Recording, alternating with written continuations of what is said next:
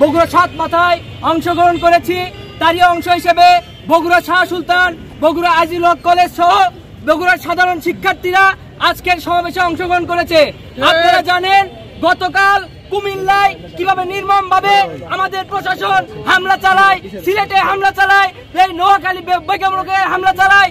আমরা এর তীব্র নিন্দা জানাই এবং হামলা না করে আজকে যে পুলিশ সদস্যরা হামলা করেছে আমরা তাদের কাছে প্রশ্ন রাখতে চাই, আপনার ঘরেও তো সন্তান রয়েছে, হামলা করলেন। আমরা এর তীব্র নিন্দা জানাই এবং যতদিন পর্যন্ত কোঠার যে মেধাবীরা যাদের মূল্যায়ন পাচ্ছে না, আপনারা দেখবেন এই কোঠার বিরুদ্ধে সারা বাংলাদেশে লক্ষ লক্ষ শিক্ষার্থীরা সারা দেশে নেমেছে। আমরা তারই অংশ হিসেবে আজকে বগুড়ায় নেমেছি।